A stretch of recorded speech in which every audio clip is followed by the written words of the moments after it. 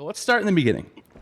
Now, whether you like it or not, your ideology is shaped by two books. The Bible of the West. The Bible is the West. The Vedas is in the East. Okay, the credit and debit system started in China, and the credit and debit is actually from karma and dharma.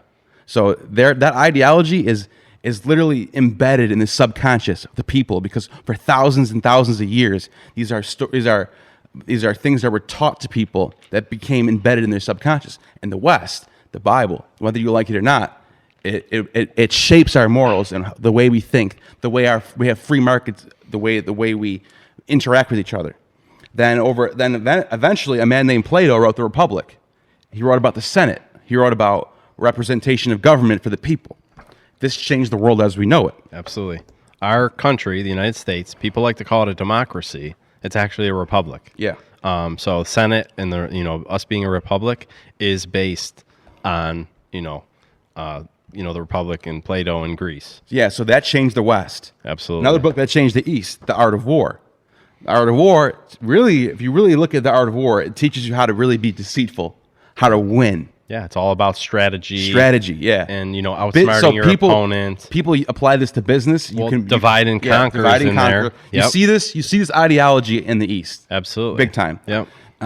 So then that brings us back to the West again. A man named Niccolo Machiavelli wrote The Prince, and he exposed the ills of government. People who are staying in government too long and get too comfortable, powerful and greedy. And he writes about how populism is what people are really striving for. People want a leader. People want somebody who's going to stand up. And this book's so relevant today, it's not even funny. And after that, a few hundred years later, Adam Smith writes The Wealth of Nations. This is what shaped capitalism in the West. Okay? Yep, this book tells you about stocks, open markets, private property, laboring, how to pay people fairly. The entire system of capitalism, how it should be, is in this book right here. And this is how we shaped our system. And then finally, whether you like it or not, our world has been affected drastically by this book right here, the Communist Manifesto. Karl Marx and Friedrich Engels wrote this book. And it's basically a response to not only this, but also to Judeo-Christian values. And it's basically a religion of revolution that you didn't build your company, your workers did. We should all be equally paid. And it doesn't matter that you took out a loan and risk your entire livelihood to start a business that might fail. And a lot of businesses do fail, by the way. So if those businesses failed, why don't the workers have to be in debt with them? Yeah, they don't lose anything. So they lose a job, but they don't lose any, of their wealth. They don't lose any of their savings. They didn't put anything up. If you really want to dig deep into the answers of right wing versus left wing, freedom, equality, equality of outcomes. Yeah, no. But I want to be fair. I want to be fair to the left. They want equality. But so remember that. Okay, when you're thinking about equality versus freedom, which one's more important? Read this book right here, The Wealth of Nations. Absorb it as much as you can, and then look at what Marx says about it, and you'll be able to see holes right through it. Yeah, absolutely. You'll be able to poke holes right through it and all its lies. I mean, that book did shape. Can't have equality. That book shaped our world negatively. That's where Marxism, communism, socialism came from. And people say it's not a religion. It is. It's a religion. It's based on atheism. The government is your god. Identity politics. Absolutely. That people should be treated differently based on the color of their skin. Yep. Now, it literally tells you to be racist. Yeah. Now, on that topic about socialism and Marxism, I just got to say, socialism is insanity. I mean, it's been tried over and over and over again, and every single time it fails. The definition of insanity is doing the same thing over and over again and expecting a different result. I don't know why people don't look. I guess people just don't know history. Every time it's been tried, it's been failed miserably. Great, powerful economies, that were capitalist, switched to socialism, and within years are just completely decimated. George Orwell wrote a book. It's about this guy who he's super strong, super fast, super smart, and he lives in this world, in this society where they want equality no matter what. Everyone has to be equal. So for him to be equal to everybody else, they had to tie iron weights on his arm so he had to be weighed down on one side. They had to tie his legs together so he couldn't run fast. They had to put stuff on his head so he couldn't move around as good, and they had to weigh him down. They had to take away his freedom and oppress him to everybody else. Yeah. They had to take away his freedom and oppress him. That's crazy. It explains what this is all about. This is all about, in a good society. Now, Confucius said this: when a country is well governed, poverty and a mean condition are things to be ashamed of. When a country is ill governed, riches and honor are things to be ashamed of. Now, think about that. We were talking about these two books right here. And this book right here, Wealth of Nations, talking about how in a free market society with private property, you strive for wealth. The people on top push the needle forward so that the people on bottom can come with them. So a new computer comes out that's $2,000. You can't afford it today. In 5 years from now, that computer's gonna be $200. You have it. And that's the American dream right there. Because these people pushed for it, Yep. and now you can have it. Now, in this society, shame on you for being rich and hoarding all your wealth. That's what we're living in today. So you couldn't have said it better. If you're ashamed of pushing the needle forward, that's an ill-governed society. Period. You want to motivate people to work hard and to acquire wealth and to get their own house and acquire their own property. When, and that's truly the American dream. And in that free market capitalism, everybody has that opportunity. It's freedom of opportunity. Yeah. Anybody can come here, work hard, build up. Even like Goya Beans. He's an immigrant. He is an American success story. He is the American dream. He came here. He started a company. He thrived, and now he's able to bring himself out of nowhere. And it's just truly everybody has that opportunity here. Now, what the left is trying to do now is eliminate that. And that's exactly what you were just talking about with the quote. They're just trying to shame on you, rich, shame on you, you worked harder than me, but give me some of your money. We all need to be equal. Right. We want equal opportunity, not equal outcome. Yeah. And there, couldn't be truer. Yeah. And on that same topic, we're talking about freedom and, communism, oppression, socialism. I want to touch on Kamala Harris. She straight up, she owns a gun. Let's get that straight first. She actually owns a gun, but she doesn't want you to own a gun.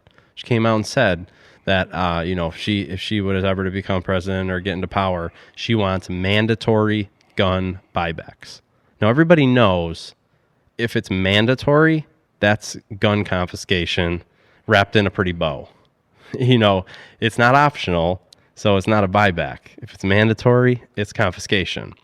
And then the left is also censoring. We're seeing that constantly with Twitter, Facebook, YouTube. They're censoring the right and fact-checking the right, unfairly. Left, they can say whatever they want. Never fact-check them, even if it's an outright lie. And we're seeing that. You have Anomaly, which is, he's actually a former liberal, and he's an environmentalist. And he finally dug into Trump because at first he didn't like Trump, and he looked into him, and he actually started to see, wow, actually Trump has good policies. He actually does care about the country. Make a long story short, now he's more conservative. Yeah. And anyways, same thing happened to me in 2016. They banned him from live streaming from Facebook for 30 days from a post that was 2 years old. The post was about peace. It was from an imam, and it was about peace. And they banned him, and he couldn't get a straight answer from them. They said, nope, you can't live stream for 30 days. And the algorithm that Facebook used, he was at 42% for recommendations. So if you were watching a video in that same line of thinking, he would be one of the first videos to play right next. After his 30-day ban, the recommendations went from 42% to 10%. So they were actively trying to destroy him. Yeah.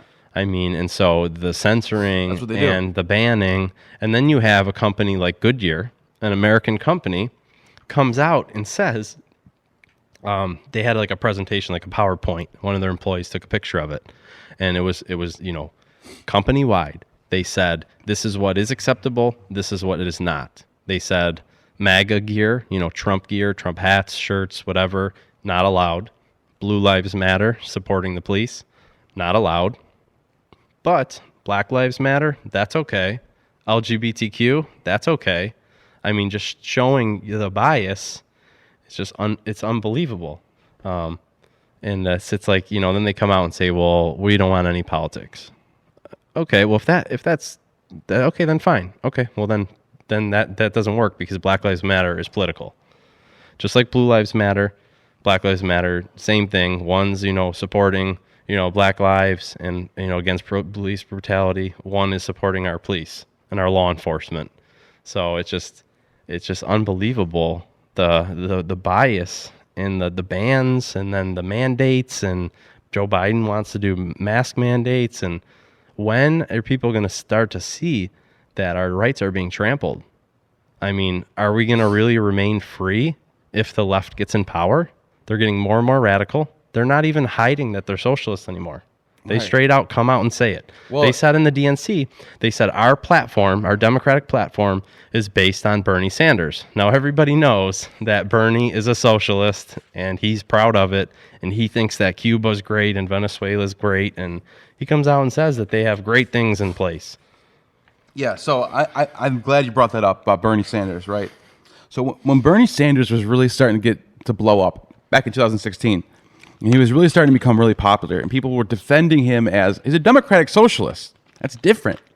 But all you got to do is pull up the Communist Manifesto written by Karl Marx and Friedrich Engels, and it tells you position of the communists in relation to various existing parties around the world. In Switzerland, they support the radicals without losing the sight of the fact that this party consists of antagonist elements of democratic socialists. In the French sense, the same thing. In Poland, they support the party that insists on agrarian revolution. Germany, democratic socialist. Talking about all these parties around the world. Communism doesn't want to be a party. Communism wants to be the global hand that controls the democratic socialist parties in every country. Yep. That's how this thing works. He even wrote about Germany. This is before Hitler. Let me give you some context. This is before Hitler, and he talks about how Germany is the perfect system. They have the perfect socialism that everybody should have. And what was the direct result of socialism in Germany? You got Nazism. And then you got the National Socialist Party. And then they turned that. There are two things that don't mix, nationalism and socialism. Yeah. And then how many? 11 million Jews were killed under Nazism? 6 million Jews were killed.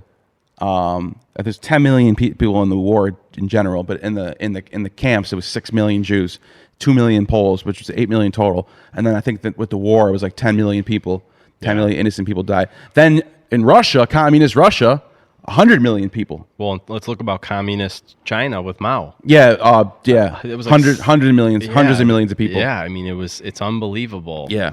If you look, communism, the Russians and Chinese communists killed 20 times, 100 times more than Hitler killed. And everyone always wants to talk about Nazis and Antifa and neo-Nazis, those are the bad guys. Well, if that's, and under your own logic, if those are the real bad guys, then the super evil demons are the communists.